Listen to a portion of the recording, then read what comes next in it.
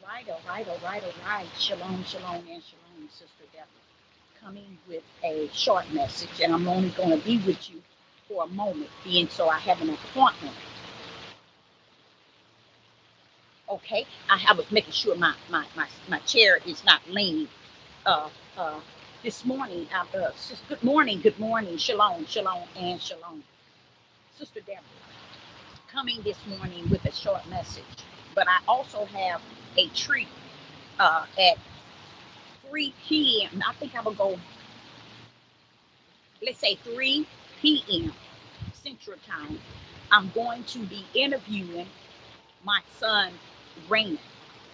I want you all to uh, hear Raymond viewpoints on himself and also uh, regarding him coming up and me being his mother and what he actually feel or think of me as a mother, as a woman that is chosen, um, and him himself being a son.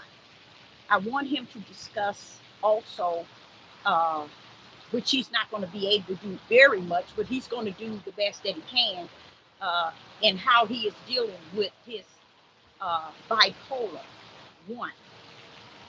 Uh, I want to say to you all, I did do a live regarding my oldest son, Raymond, who is 56 now, and I did a video about his head injury, his TBI, being born with TBI, being at birth.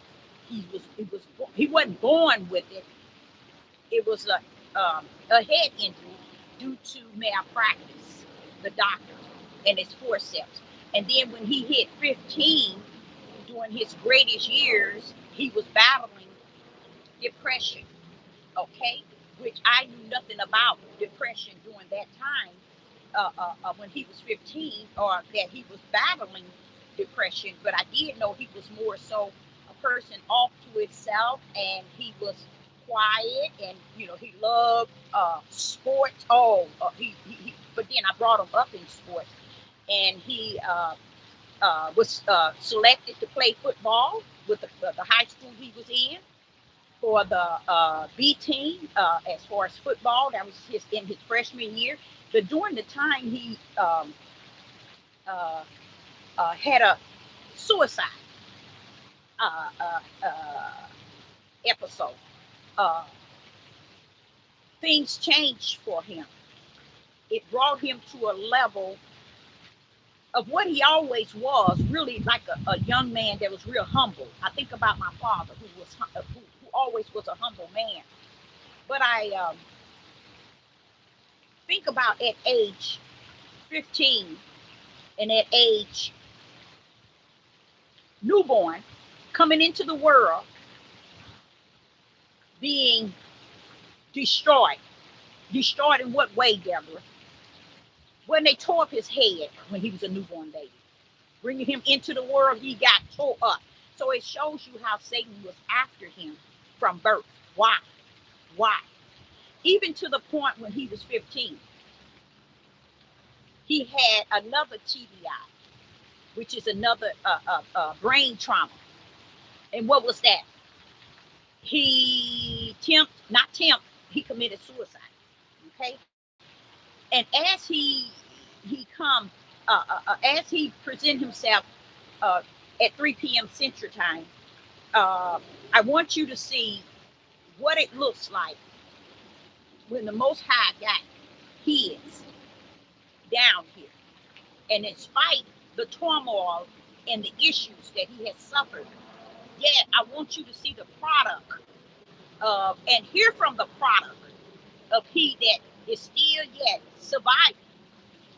First, coming into the world. Let's say here he is, not even out of his mother's womb, and the devil is tearing him up from his mother's womb all the way out. You all can't go there because I know the Father won't allow you, because this is a situation where I was in the water taking a bath, and this morning, and the Spirit of the Most High said, "Let Raymond learn from what has actually taken place in his own living, how he came into the world."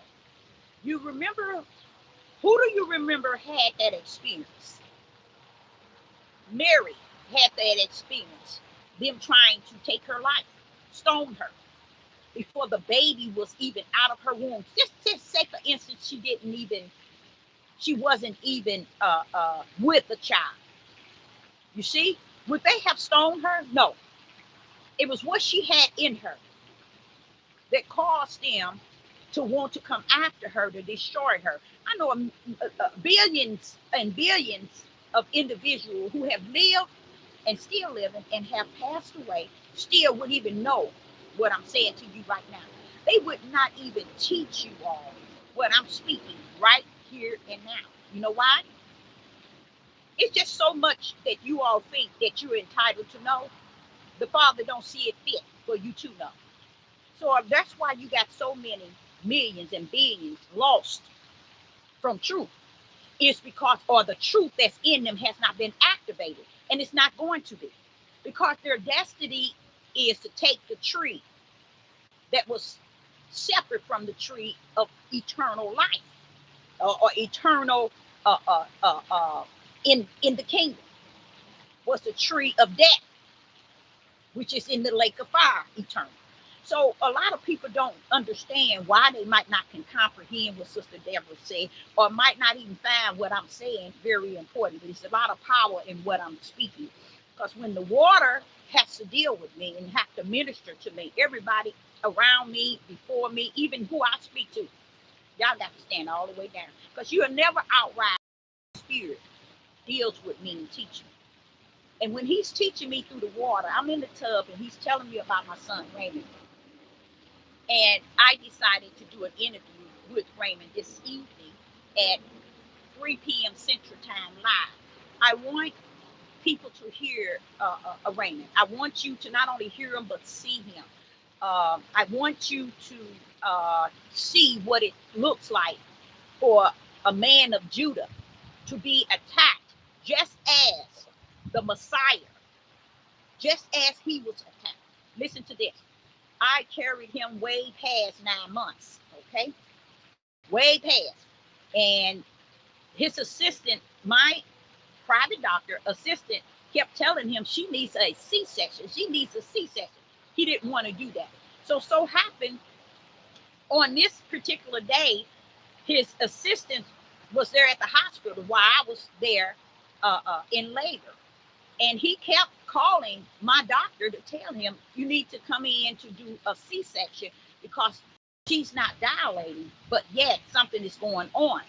And believe me, I had a very, very, very small waist. I was like 110. My regular size was like 119 at 5'5", but I was like, with Raymond, I gained 173, somewhere up in the 170. So I know you all won't believe that, but it ain't about what you believe. Who cares? The Most High Yah gave us all that He's given us, and you still don't believe it. So it don't matter. So what happened is, this doctor refused, and then when his assistant called him again late that night, said, you got to come in because I'm leaving. I'm off the clock. You need to come in. This is the emergency. So when this doctor came in, it was a male. It was a Judah. When he came in, he was so angry. He didn't want to give me what his assistant said, a C-section. He wanted to force this baby out, and that he did. But at the price of causing my son to even be suffering at the age of 46. It's no one's fault. Mm-mm. Y'all look at me. Look at me real good. You're looking at a living testimony. Okay? You're not looking at who you think. You're looking at one that can speak as a chosen vessel, servant of the Most High. I am what you call a true servant that is a chosen one on this earth. Let me explain. When he came in, he was so angry because he had to come in and take care of this matter. His anger was toward his assistant because his assistant telling him, which was another doctor, a OBGYN, you need to come in because this lady needs a C-section. He comes in to prove that I didn't need a C-section, that he's going to force this baby out just to prove that I didn't need a C-section. Now, I'm saying something because now I'm more, not just today, but years ago, I'm more aware, but I wasn't at the time of the steps that I took. Right here today, I would have been taken care of for the rest of my life. My son would have been taken care of for the rest of his life. So anybody who thinks that everything is about the dollar, let me make you a lie from the pit of hell. So you can swing it any way you want. You can take it up and you can land that bad boy down. When it all said and done, you lost with a cause and without one. And it ain't got nothing to do with me. All right. So let me get back to my topic here. My son had he forced the baby out with the forceps. In the process, he damaged both sides of the head. So when my son finally got out, and I mean, we was in that operating room for hours, and he was just pulling and tugging, and he was just so frustrated. But once the baby came out, I had like 40 family members for that from like 3 p.m. all the way to midnight, waiting for that doctor to come in to deliver this baby and waiting for me to deliver the baby because this was bringing in a whole new generation. We had no children, we had no grandchildren in neither side, my dad's side, my mom's side, and my mom had no grandchildren, my dad had no grandchildren, and they had 7, and I was the one that bring forth the first grandbaby. Going back, just come on, pull up. See how things matches um, the way the Messiah came in. You see what I'm saying? Joseph had no kids, Mary had no kids, and they were bringing in what for the first time? What the Messiah? Okay, so when my son came in, before he came with the breath, listen to what I'm saying. Before he came with the breath, Satan was already in my womb, tearing him up. Oh, Father God, I didn't know I was gonna go here. I didn't know I was gonna go here, but I understand what he said to me in the water. Satan was already tearing this young man up. Mm, mm, mm, mm. He tore him up so bad when the baby was born. Eyes was bleeding. Both sides of his forehead was blood just running down. This eye on this side was bleeding. They rushed him over. Children's Hospital is like a block. They rushed him from that room, from that emergency room to Children's Hospital. Now, I'm gonna tell y'all, when I saw my son, I saw him all bloody up, and it was due to the forceps. He was angry because his assistant said that I needed a C-section, and this was a time, you all. You know how they say they always trying to make you get a C-section, or try to get you to get a C-section because it's cost. Let me tell you something, y'all. I was so small, and this was a 9-pound baby. It should have been a C-section. So I want to send a word out there to you all.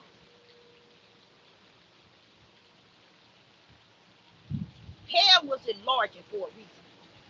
And that's for those lost spirits that's out there that's lost with the cause and without. Because no matter who the Father sends, as a servant, as a vessel, or as a chosen seed to speak on his behalf, to show y'all the work of his hand, it don't mean nothing. So let me go back into this. So they rushed him over to the Children's Hospital. Next thing I know, I'm in my room. My aunt comes. She's the only one that was left out of it had been like 40 to 50 people at the hospital. Because you got to understand, everybody waiting for that new generation to come in, that first generation, that first grandbaby, that first nephew, that first nephew or niece. Everybody waiting for him. Everybody went home at 12. When that doctor brought him in, it was like 3 in the morning. And my aunt was the only one that left. She didn't leave. She stayed all night. And she said she was the one that called my mother and them and tell them that this doctor tore up your grandson. She, he tore his head up. And he did. He tore him up. I saw it myself. I felt the pull, the anger that was in that labor room. But when I look back over my life and my over my living, and I think about what the water was teaching me this morning, it was teaching me that that son was being attacked even when he was even in my womb. Before he received the breath of life coming out, he received the breath. While he was in me without the breath, Satan was after him.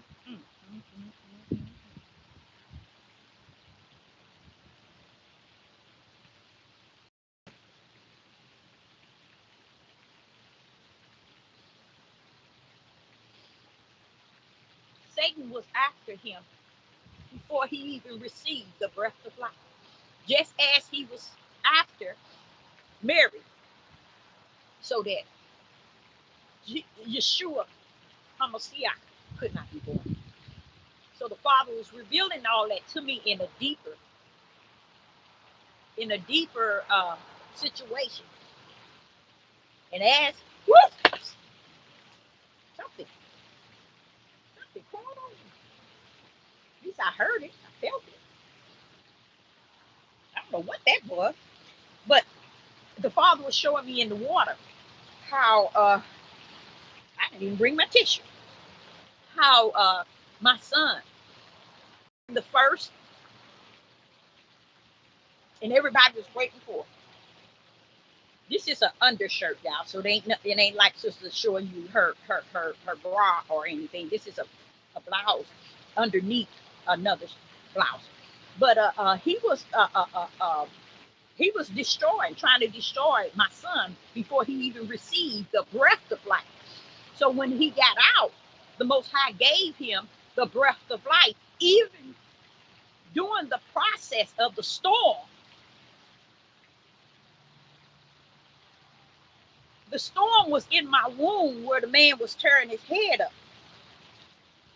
And yet, no, he received the breath of life when he came out of me. The Father still ushered him the breath of life. I stand here to say to you all, I'm going somewhere with this. He still gave him the breath of life. So you see, my oldest son is 46. He came into the world with darkness. Nope, nope. Deborah, take it back. The Father said, take it back. You got to get it right. Let me get it right. Before he even came into the world, the devil was in my womb, tearing him up before he even received the breath of life. And that's called a TBI. So he suffered a trauma brain injury at birth.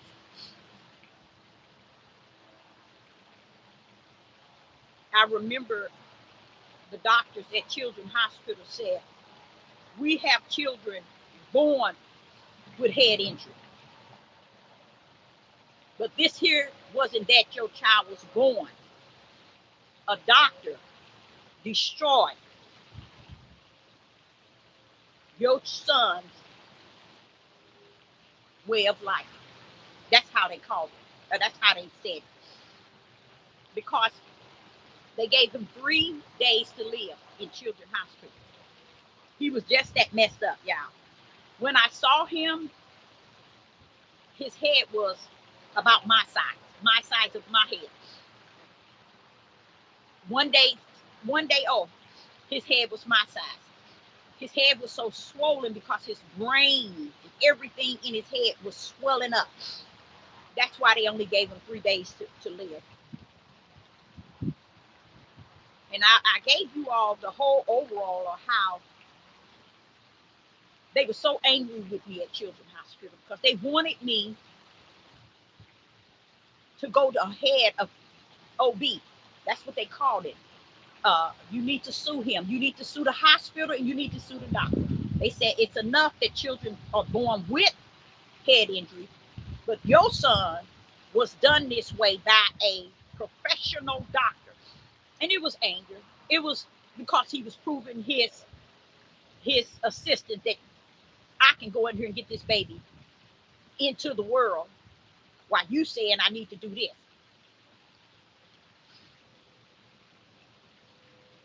And what did I do? After hearing them back and forth from Children's Hospital coming visiting me, taking me over, you need to sue the man. You shouldn't let him get away with it. I decided to let him get away.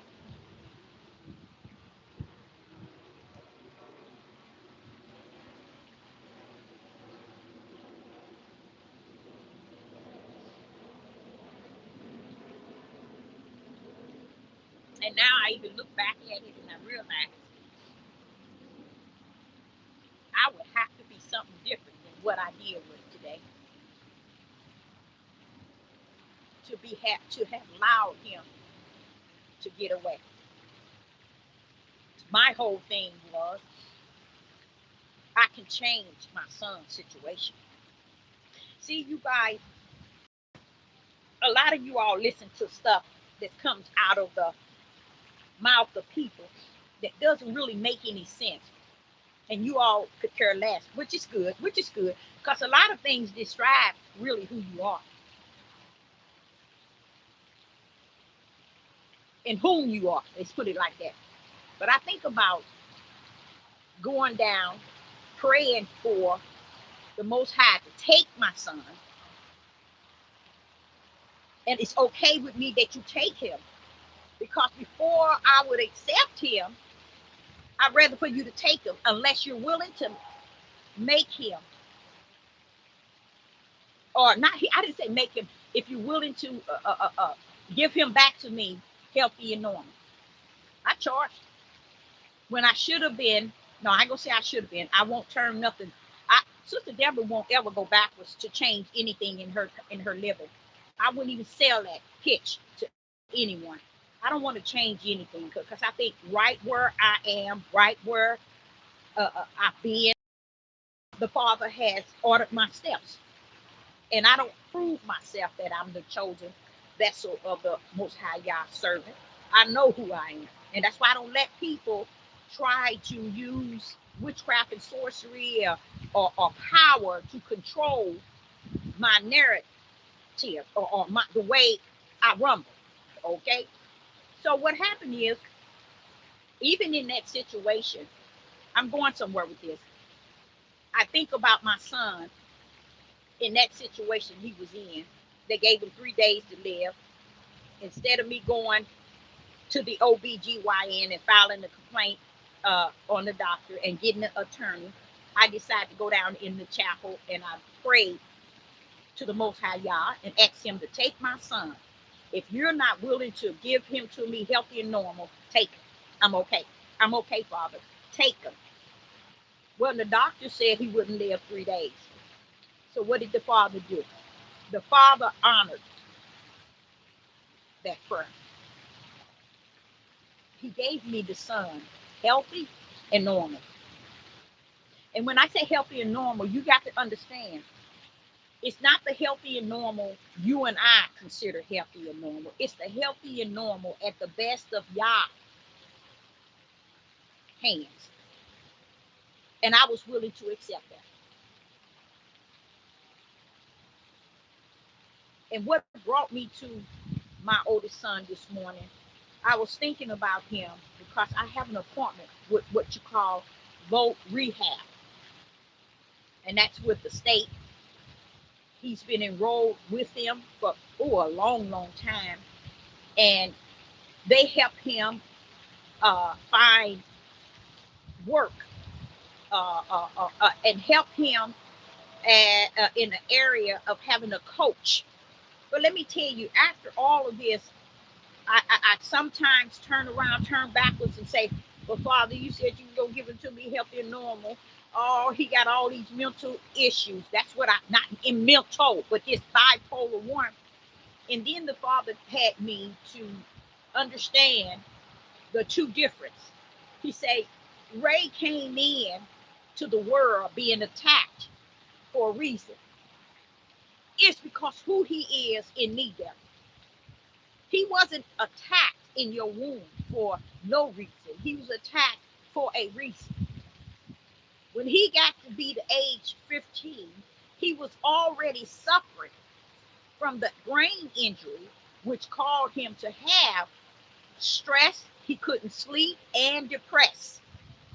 So what also entered in him is when his father explained to me these things were also what he suffered when he was a young boy, 8, 9, 10, 11, 12, 13, 14. You see?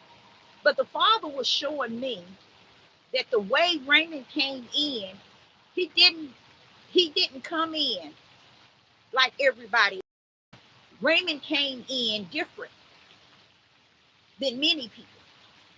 In spite of how the enemy came to destroy him before he even received the breath of life, because you don't get the breath of the Most High until you are in the world. You got to be birthed out of your mother's womb. While you in your mother's womb, you own her breath. So the Father said he had to be, not he, but you have to be birthed, and then there go the breath from the king. So he's saying that Ray's breath, before he received that breath, the enemy was inside of me, trying to destroy him while he was still in my womb. Mm. And he did it. He destroyed. What was he trying to come after, Deborah? I want you to understand he was trying to come after his mind. He tore his head up. So when they released him, like 6, no, it had to have been 7, about 7 weeks later, something like that, from out of the hospital, because he was in intensive care for longer than a month. Once he was released to come home, uh, he came home with like 6, 7 medication. He was told, I was told that he was going to have seizures. He was going to have a waterhead. His eyes was cocked over. He was cross-eyed because when the man was gripping his head while he was inside of me, he tore his eye muscles. So you see how damaged Ray was at birth, that led him into that 15 years, and he was struggling with sleep. He was struggling with depression, because even that injury alone also was always with his head, because it was his brain injury. That's what he had at Children's Hospital. That's what he had at birth. So his eyes were cross-eyed. It was like that for what, about a, even when I brought him home, one was straightened out, but the other one was still cross-eyed over here. It was going over. So it was like after a month, his eyes got back to normal. His head started going down. Even when I brought him out the hospital, his head was still kind of like, looked like it was large. I remember my auntie calling my parents and telling them that the doctor had messed the baby up, my son up, and that his head was just swollen. That's the way she explained it to my family, because she was the only one left at that time of morning, after all the 40 something had left, waiting for the first child to be born. And the first generation, the first grandchild, the first nephew or niece, everybody was waiting for this baby. People from even out of town, everybody was waiting for his arrival. So what had happened, his head was, y'all, his head. And so they gave me medication for his seizures. They said he's going to have seizures. He's going to be retarded. They said he's going to have a waterhead. He's not going to see well. He's going to have problems with his ear, because he kind of damaged this end too. Y'all, like I said his head was full of blood. So let me just tell y'all the truth. This doctor would really get him in. But just to say what I was thinking this morning when I woke up, I thought about Raymond because I myself, 65, and I'm stressed out of always having to be there at all to support him in the journeys of living. And I wonder sometimes why, not why me, but this is stuff that keeps me, I guess I would say, in line with the Most High Yah's will.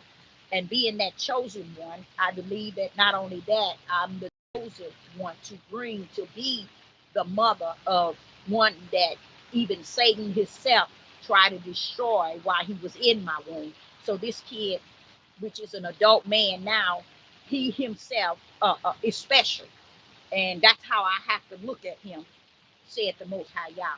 And that's why he took me down memory lane this morning and brought so much emotion and so much attention to it. And then he said to me, he said, now, I want you to think about letting Raymond bring out his own experience. And I thought, and I said, well, okay, that would be something I would help him do. And maybe I need to just start him a YouTube page where he can understand what took place with him, because he in full denial that anything is wrong with him. Oh yeah. Oh So I want you all to understand that when he committed commit suicide and he had to go back into children's hospital again. I remember 4 days after he was had not tempted, committed suicide at the age of 15. The doctor and I was kind of afraid because I always felt that every time I go into something, I'm always going alone, and I had to go into a meeting, and it made me feel like I've always felt throughout my living. I always have to go into meetings with people alone. And I don't care if it's for whatever issue, even for interviews or whatever. I have to go into everything in my living alone. That makes me talk about, that's why I tagged this message, the chosen one.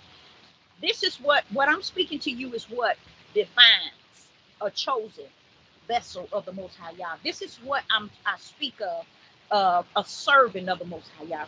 I come to serve Yah as a chosen vessel of the Most High, not so much as everybody on YouTube saying they are chosen one because they say they are chosen. And you go to their page and you see millions and millions of people following them. I'm kind of exaggerating, but I'm just trying to put it out there to see the severity of how sick the people are in the world alone, where they don't know their left from the right. They can't determine who's chosen and who's not. But through my testimonies, I think speak louder than any word that anybody can say and category himself to be. So with Raymond, when his second head injury came along when he was 15, he's excited. Oh, he's already in football camp. He's ready. He's just so many good things is happening for him. And at that moment of him attempting suicide, the father gave me a warning weeks ahead of time that something's going to happen that has never happened. But he never told me what. The father never told me. But when he gave me that warning, I went out, ran out on the front line. I dived into the grass and kicked and hollered, no, no, no, no. And the father said, Deborah, it's going to be okay. I got this. But the father never told me what was going to happen. And that's when weeks later, Raymond committed suicide. Now, at Raymond committing suicide, I want you all to understand, when I was in the hospital, the doctors and 4 or 5 different nurses paid for it because he had a private. Everybody was so into Raymond's situation. And they said, they came to me, they said, Miss Brown, do you know that report his file? And I'm like, and it showed that Ray had a major a major brain injury at birth. I said, yes. He said, now it can bring all this to make sense. Why he depressed? Why he can't sleep? He already done had one brain trauma. People don't have two and three brain traumas. Praise the Most High God. So I want to share with you all that here it is. I'm dealing, not dealing like it's something so heavy that with Yah I cannot continue to walk therein. But I want to just show you a little bit of what you think you know and you don't know. So that's why, and I'm not saying this for you to know. To be honest, you got to understand. My son 46, and you think I didn't come a long ways, and I wasn't alone. Yeah, you about right. So okay, like, and they got me really. They got me stunned because they sit here. I'm here with all of them, and we at this big long table. They on one end, and I'm on the other end, and they telling me, when see, he had a major trauma, brain injury at birth. So here these files showing him. Now here go a second major trauma. Him committing suicide, cut off all the, not all, but a lot of his functioning back here to the brain, the cells to his brain, the rope. I mean, the thing, the lace that he hung himself. It cut off his red brain cells. Those are something you'll never get back. Did y'all know that? That's why when people are on all these drugs, that's what it does. It kills their brain cells. They never make it back, y'all. That's why I can tell y'all, they can't come back from that. I know you think that, hey, they back to normal because they're not on drugs. They've been off of drugs for 20 years now, baby. Red blood cells is a must. With Raymond cutting his off through uh, uh, uh, uh, hanging himself, when he cut himself off, he did this with his bunk bed. And his bunk bed was a really hardcore iron bunk bed, a full size at the bottom and a twin. But I had got it at a Sam's store years ago. So it was made out of that. This The way to make it now is made with that thin stuff. But this was like iron. And then he was, he was a big guy, and he explained what took place that day, but he didn't know it was going to knock him out. He didn't know that he was going to hang himself. He was thinking that what it'd be like if he wasn't there, if he tied this and he on his neck and he wasn't there. But he said that's all he could remember, and that's because the weight of his body took on, and it was another thing, the darkness that came into the room, because the Father gave me a really good uh, walk over into the vision of what took place in that room that day. Like you hear about John enter into the kingdom, you hear about different one of the Father's servants being able to see in the vision. When that's how the Father took me in that vision to what happened in that moment with Ray. And it was one where the big dark uh, uh, Satan's head. I got a chance to see him again.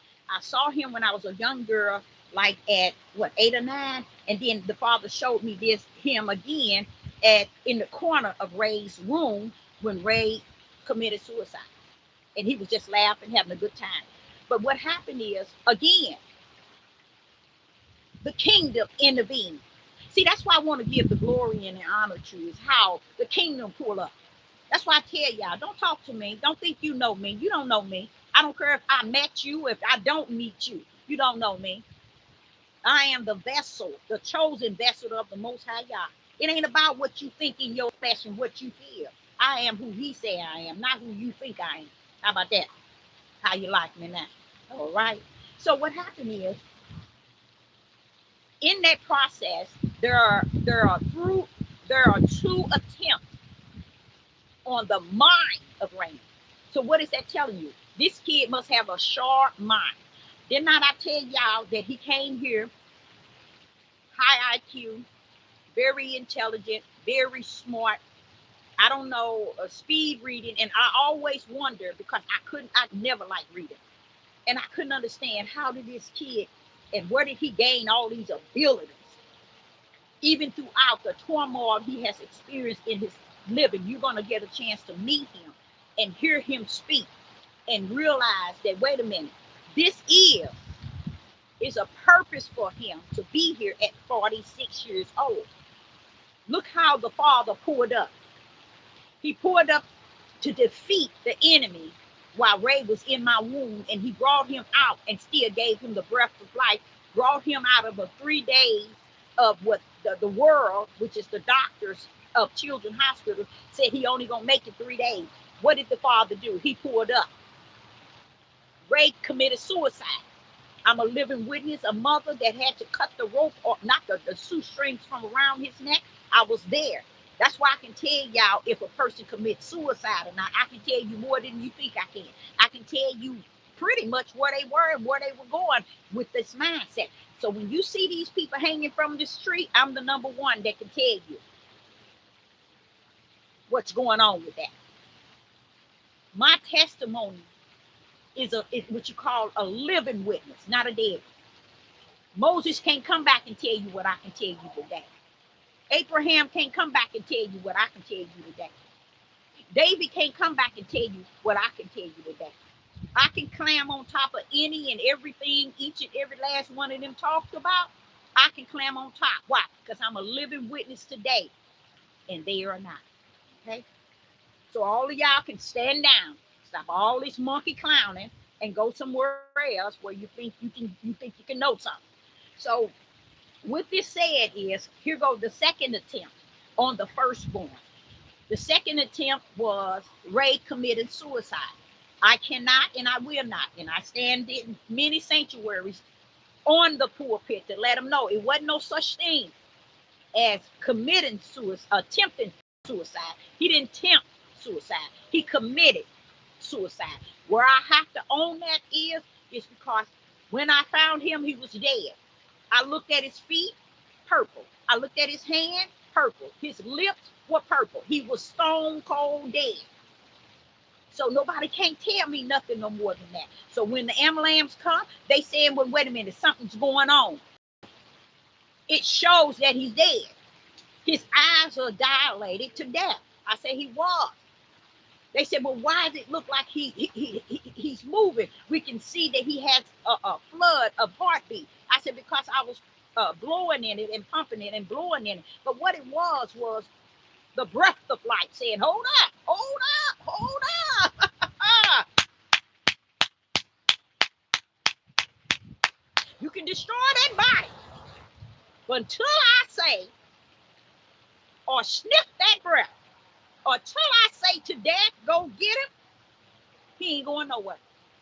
So I give the Father all glory and honor in both of those situations. Even though Satan saw fit to destroy this young man in my womb before he even received the breath, that tells me one thing about this young man. Another thing he did destroy him at 15, causing him to commit suicide. But what did Father say? Hold up now, hold up. So what has happened? Here Ray is, 46 years old. I woke up this morning feeling sad in my spirit because I said, here go another day. I have to go again. 31 years from the day that no, more than 31, that he fell into this situation. And I got to go to voc rehab, sit down, and deal with people who really don't understand what is actually taking place. Sister Deborah, as a mother, as a woman, and as one that's not just in the spirit, but in the flesh, these things get tiresome. But that's why I'm the chosen one and you ain't. Because something he has invested in this chosen one that he have not invested in you.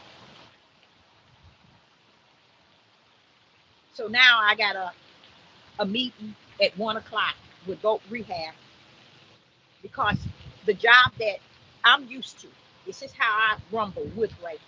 I was the one that always did his resumes. I did his applications.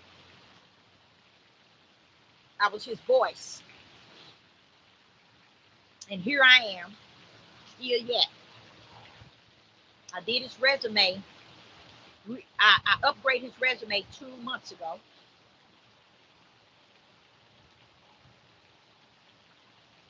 And I have put in applications.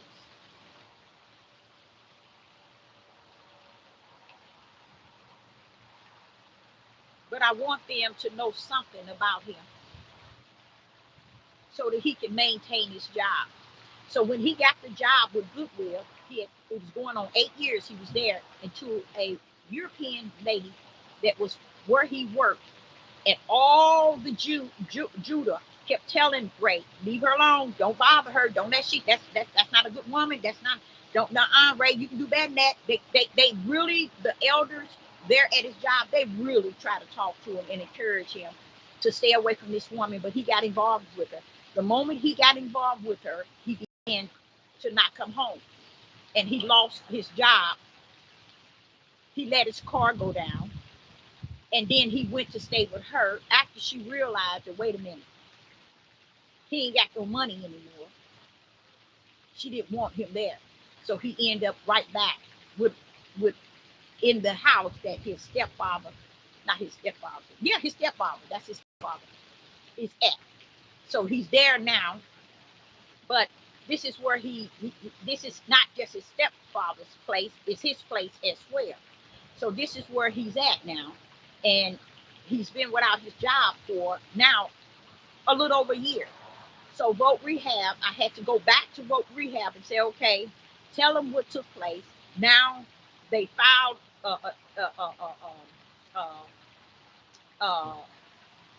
a case to see if he is eligible. They found him to be 100% eligible again, which they always.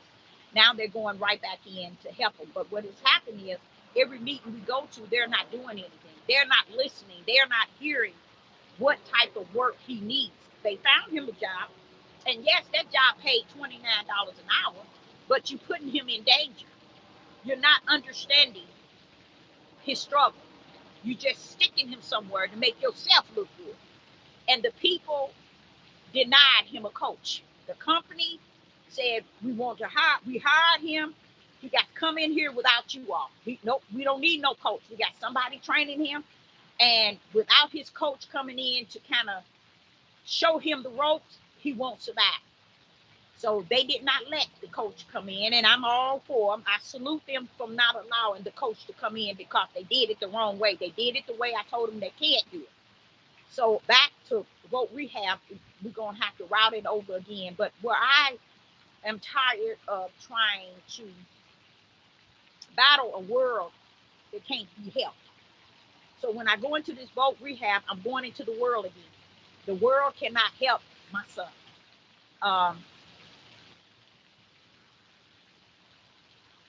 But the Most High can.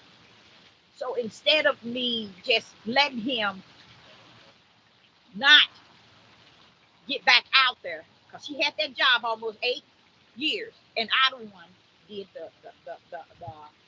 the application. I went in with him before his interview. I went in. I did all his medical papers. Just there. It ain't too much. See, I want y'all to understand. A lot of y'all will look at it and you say, "When okay, he just you're doing too much," or you know what? Let me tell you. When I tell you that the doctor was trying to deliver him and turn his head up while he was in my womb, that right there should tell you something's after that young man. Then I tell you that he committed suicide.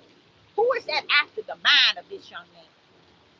The same one that's been after Judah's man all these years to make me tell you all Judah gone. That's why I can tell y'all something. All the enemy has to do is keep Judah mindset not to be right. And he got him. And he got him. 400 and some years. Satan been messing with Judah's mind. And Judah here today still can't comprehend what Abraham, Isaac, and Jacob, Yah, has done for them. They still can't comprehend. So that's how I even sometimes feel with Ray. But me being in the bathtub this morning and the Father speaking to me, I'm going to support him, not just at Boat Rehab. And I went down to where he used to have his job almost 8 years, and I went to the headquarters. And this was like 6 months ago, and they said no problem. We got him in the system already. He can get his job back where he was, anywhere with our organization, which we help him find jobs. We can get his job back. And I thought about how much work I myself would have to be out there doing to make sure that they understand, his situation. His situation, it ain't none of their business about his head injury at birth. It ain't none of their business about him committing suicide. Those sort of things, they have no idea of. What they have to deal with, what I tell him that he struggles with. That's it. See, I don't go telling him this. I'm telling you this is because as a testimony to someone out there, not only that, is because I'm going to do an interview with Raymond at 3 p.m. Central Time live. And I want you to hear Raymond input about how much he know about his head injury and where he's at today and where his hope and his dreams and where he is heading as far as what he feels.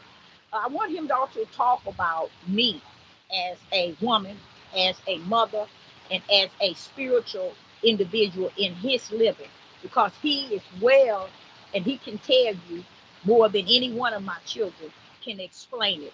He's the only child that can explain it all because he's been with me 46 years and he can explain his experience with me.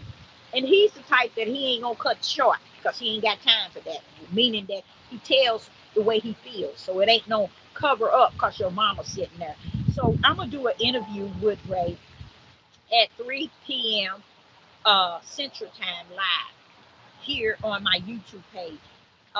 So you can kind of see the miracles and wonders of the Most High God. I want you to see that he's not lacking anything. I want you to see how the devil has tried to destroy him 3 times. I want you all to understand, even his father bloodline living in him, which is his father's ways. When I speak of his intelligence, his high IQ, his ability to be a smart, straight A, that comes from his blood father. When I tell you about how he can, the art form, and I might have him to bring some of his art so you can see it. And you see the hands and the talent that the Spirit of Yah has invested in his living. You'll say, truly, this is a miracle of Yah on the earth. That's why I tell y'all, a lot of times you think you know me, you don't know me. Sit down. Sit down. You'll never know me. Because the testimonies is what you should be trying to know. And through the testimonies should identify who I am. But Yah is not out here to identify who I am. It's who he is. The I am that I am. So in this here message alone, it's going to reveal in this interview how Yah can dip in and dip out. You know how I say he can be in and be out at the same time? He can be in and he can be out because that's just who he is. He's all that and something. And I'm going to show you the work of Yah. One of my testimonies of why I stick firm with the Father. Why I'm close to the one that created it all.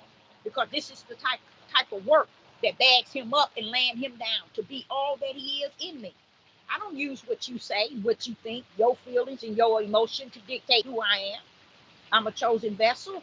Yes, I'm unlike the chosen that's all on these devil platforms. I got the testimonies to back it up and to land them down. A lot of these on these devil platforms, they tell you that they're chosen, you take off running. Oh, they the people of Yah, or they the people of God, they the chosen one. And they have no testimonies, not even in the back of them on either side. And that's okay. Even the Satan of darkness, the deceiver of it all, he needs those to represent being the chosen one on his behalf. So it's about right. That's why the gate is so broad, Deborah. Keep in mind. And the gate that leads to what is right is so narrow.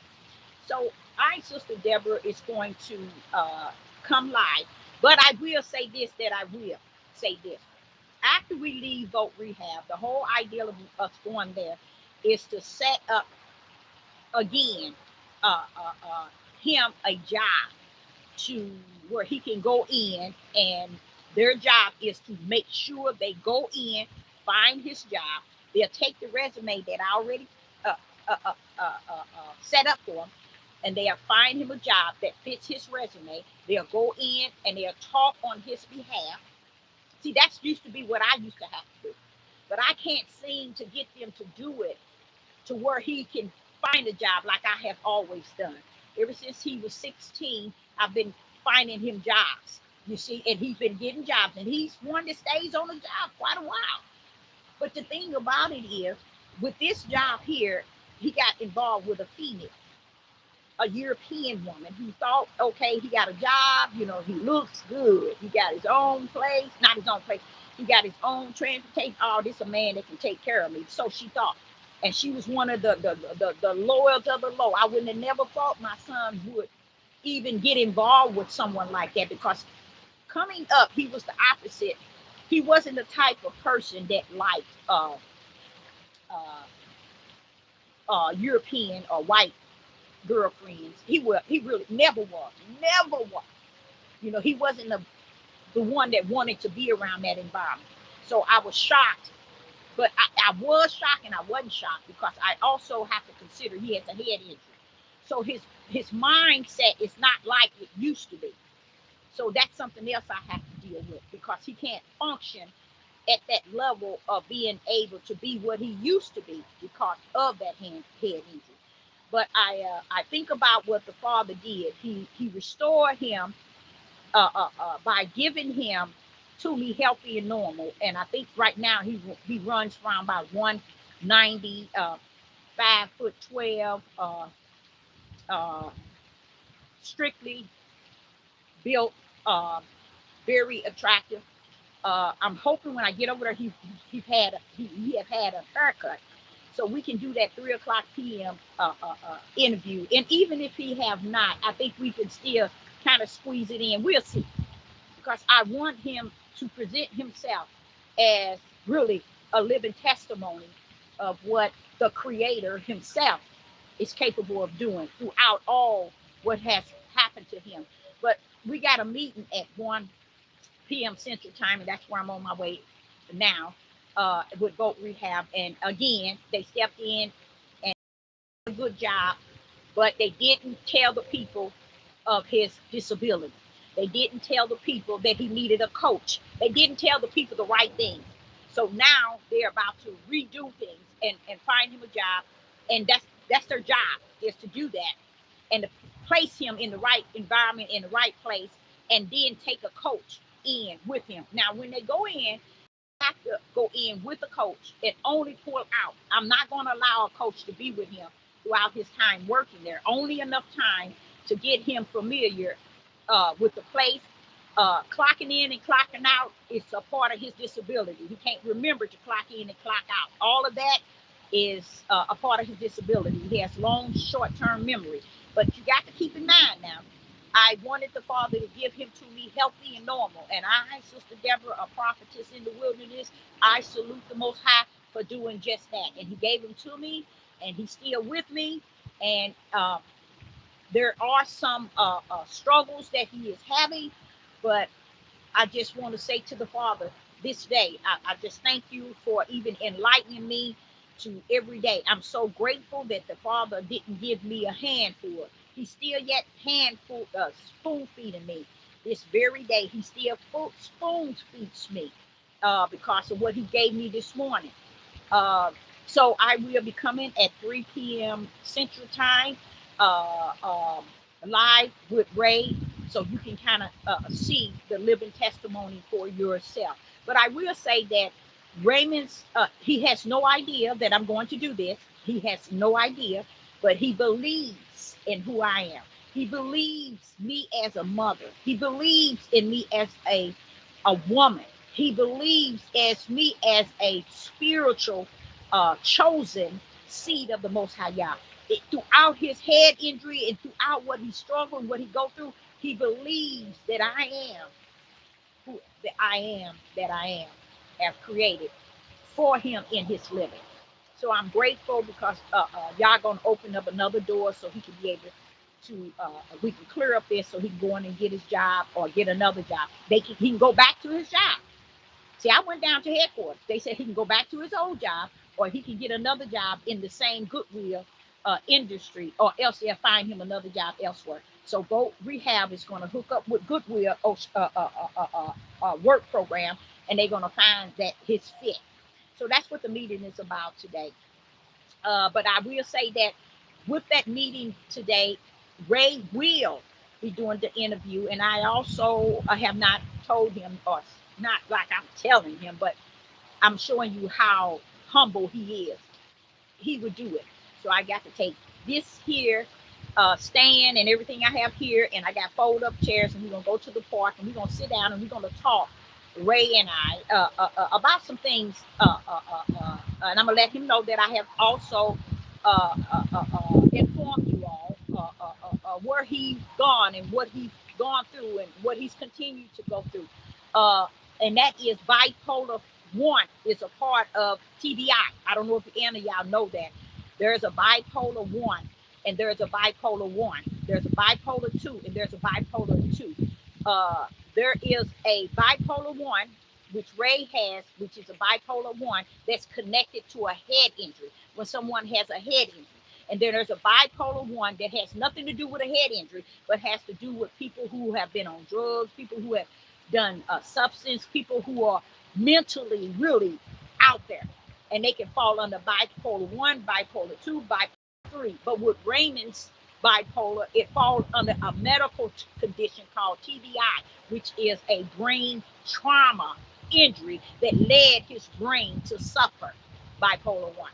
So there's a difference, a big difference. So that's why when I used to tell y'all about how Satan would use all these mental illness to make people think something wrong with them and all. See, that's the two difference I've been trying to tell y'all. The reason why I could come to y'all that way is because my own study, my own interacting with bipolar, you see, and showing you the difference between the two. There's a bipolar that is affecting people with a trauma to the head. And then there's a bipolar that's affecting people in a mental state that has mental issues and that has, I call them, abound by Satan. So you have to see and understand the two difference, okay? So when Raymond has a banquet once a year, we only went once, no, twice. And it's a big banquet for TBI. You know what TBI is? Is exactly what I'm telling you. People who have brain trauma, they have their own organization because it's something that happens to people who ain't got nothing to do with mental issue, even though it fall under that category, but it comes from a brain injury. You get what I'm saying? So it's a big difference. That's why Satan is getting away with all these schizophrenia and bipolar 2, 3, 4, and 5, and bipolar 1. They're getting away with it, and that's where everybody is grabbing this disability. See, they won't entitle Raymond to disability because Raymond is a child of the Most High Yah. They would defeat him. They would not allow him. Now, when he came out of the at 15, when he had the head injury, they gave him disability. But the thing about it, he was so destroyed, you know. But when he was restored to the fullness and to the capacity, they didn't decide, let me stop. Raymond decided, Mama, I don't want no more checks. I don't want them. I don't want to deal with them. I want to be a man. I want to work my own job. I don't want nobody's money. And I signed the papers. to waive him receiving disability. And I look back at it and I think about, was that my downfall? Did it hurt me more than anything? I think it tampered with me. But I thank the Father for giving him the mindset to want to be a man and be responsible and work and do himself. So I did. I signed his rights and he signed his rights because both of us had to sign that he no longer wants to accept disability. And when it got so bad, his situation where, he to me, I look at that, okay, now he could use it, they won't give it. So in the last, how many years? In the last 20 years, they have not given him this. In all 20 something years, they have not given him disability. So even when I applied, I got I tried to get attorneys on it. They said they're not going to be able to give it to him, or that he's not going to be eligible for it. I fought case after case. I went far as disability can go, and they still deny it. And I know it has a lot to do with the Most High God. Even me standing here, even talking to you, I think about what Yah is doing. I might not have the fullness of what Yah is trying to do in this time, but I know it's something he's got his hand all up in. Um, and this is another thing. He's not wanting any handout. He don't want any disability or social security or food stamps. He don't want none of it. He wants and I always call it in his state of mind. He just wants to be a man and work and labor. Is he a good one? He always get awards at every job he works on. He gets awards from doing an excellent job. So I'm trying to show you how Satan can be after you all your living. Don't mean he got you at the end. You see, he don't mean he got you.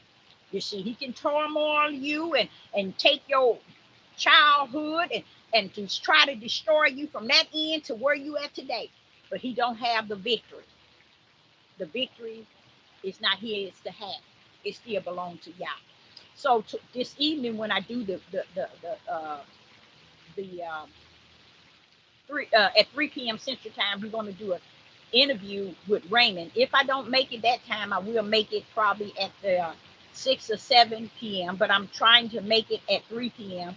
after the meeting with Goat Rehab, and I will be doing and I say unto you all, I will have a cash app there because I feel that Raymond is going to do the interview. It's not because he's doing it because he come up with the idea, because he wouldn't have came up with it. I came up with it, and I felt that we can at least give him a little token, of him just being able to share his testimony and just being here to be a living witness for the Most High Yah and what the Most High has done for him, to him, and with him. As a token, we as individuals, let me let you measure that. But the Cash App today would be really for a token to Ray, just to show him that someone out there has heard him and hear him. And he don't even know that he's going to do the interview, but that's the humbleness that's in him. And my mother always say, she said, boy, I'm telling you, and that's what everybody in the family say. He got the most humblest spirit. That's what everybody in the family say. He got the most humblest spirit they have ever seen. Yes, he does. Yes, he does. So Sister Deborah, saying and doing that interview, you will be able to hear a living testimony of what the Most High is capable of doing here on this earth. And I will be having, as always, I always have the Cash App up. But I do and I will appreciate if you all, no matter if it's a dollar amount, it don't matter. Whatever you want to donate to Ray. This is not going to Sister Deborah, to Ray, so that he can see that his story is worth being heard. Because right now, like I said, he don't know nothing about it. This is my doing. And I felt led by the Spirit to allow him to start a page to give his testimony to many out there who want to commit suicide, who want to give up, who want to end their lives right here today, or end their lives because they feel they're worthless, and they don't have nothing to go on. I want him to be a mouthpiece as a testimony to someone out there. Now, I want you all to know that this is not a mother's will. This is not a mother's desire. This is what the Most High has spoken to me this morning. So I will support him in that as well. He is not looking for no one to hand him anything. That's how he got caught out of disability. He could have been getting and receiving disability. And he chose to waive it 25 years ago because he said he wanted to be a man. He wanted to work. He wanted to labor. So I, Sister Deborah, want to end this here and say that I hope you all have a wonderful day today. And I will see you at 3 p.m. Central Time. Shalom and shalom.